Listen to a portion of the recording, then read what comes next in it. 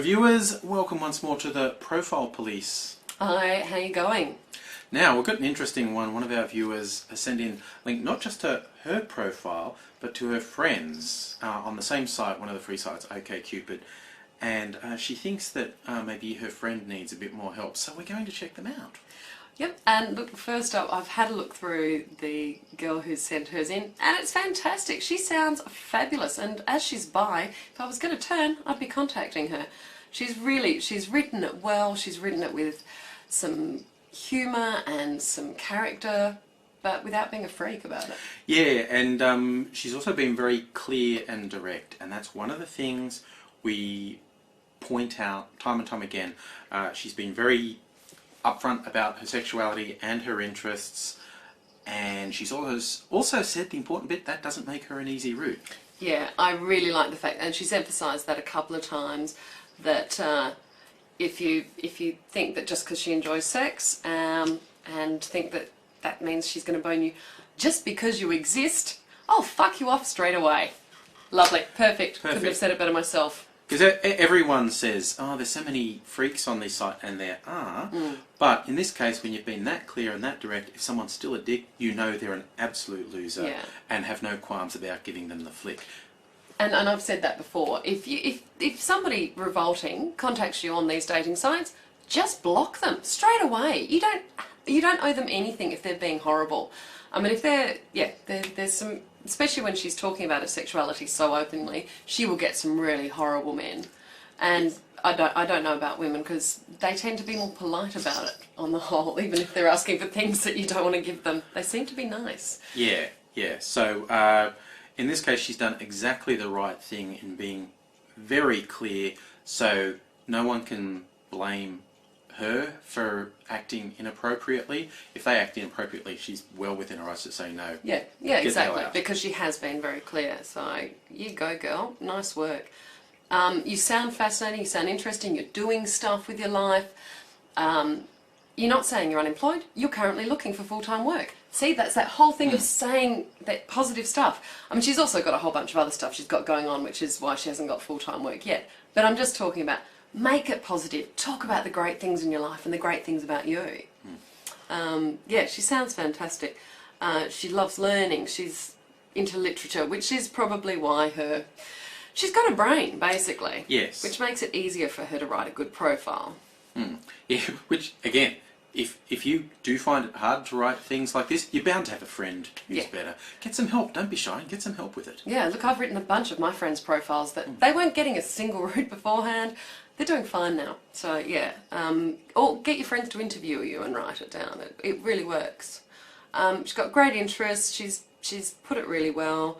The 6 things she could never live without are great. They're funny. They're interesting. They make me want to know more about it. They don't leave me going, ew. Just think about it for more than 2 minutes. This is you trying to find sex and dating are worth putting some bloody effort into, people. Or possibly deep in meaningful relationships that last the rest of your life. Yeah, sorry, forgot about those. Just thought I'd say that. Yeah, look, just because you're into that stuff. Basically, you're after something you want, one way or the other. I can't get over people who don't put any effort into this. Yeah. Because you'll get what you deserve if you don't put any effort in. Look, men will spend $50 on a prostitute. Why wouldn't you spend about half an hour on writing a profile? So, onto her friend's profile. Okay, nice photo, good clear headshot. She looks pretty. And she starts off, she's having a bit of fun with a self-summary.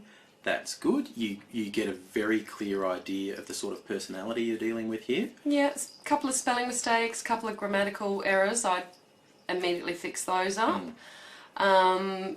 Because she, just doesn't read very well. And when the first paragraph that I'm reading, I'm seeing spelling mistakes and errors in grammar. And you put a lol in there. That's, look. That's alright, she's allowed That's to. okay. No, it's not alright, sorry, because the context is what she likes doing is talking lol. Yeah, that does not come across well. The first thing that's different, our first profile we were looking at, she had quite good detail in there. This is one line, it's not even a sentence, it's half a line with no punctuation, no capitalisation. Yeah. This is an archetypal, you're in danger of getting a less than quality person. Or no people. Yeah. Yeah.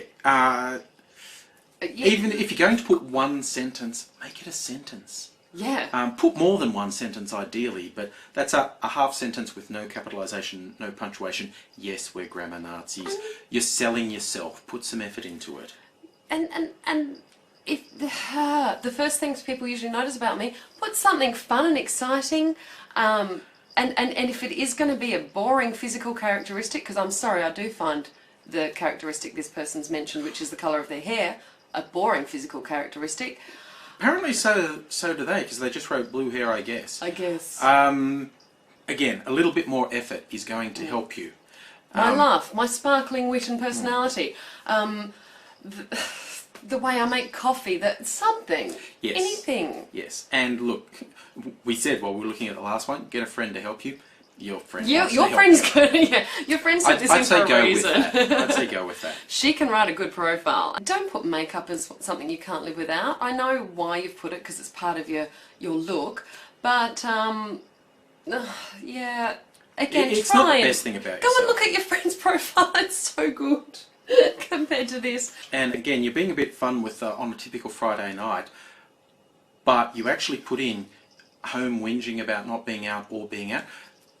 People don't say negatives about yourself. I'm sure there's a huge amount of positives about you, so don't write something negative about yourself. You'd be amazed. People zero in on that. Again, you've gone with the negative. It's good to be definite on you should message me if, but it also doesn't make sense that you've stuck with no egotistical stuck-up douchebags, because it says you should message me if. Go the positive. Say if you're a positive person, and then say I don't like egotistical stuff. If you insist on putting that in, but it actually doesn't. That should be the last bit. Yeah, it actually doesn't make sense just grammatically again to lead with that. Extremely normal or plain people really aren't going to have much in common with me. So not much point in contact me. You're making yourself sound like a bit of a douchebag there. I'm sorry.